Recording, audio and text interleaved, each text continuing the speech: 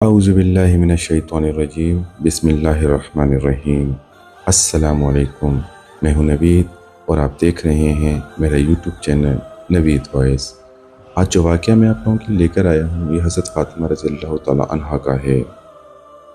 مدینہ کی عورتوں میں بحث چھڑی، عورت کا اصلی زیور کیا ہے؟ کسی نے بولا ہاتھ خالی نہیں ہونے چاہیے، کسی نے بولا ناک خالی نہیں ہونا چاہیے، کسی نے کان تو کسی نے گلا۔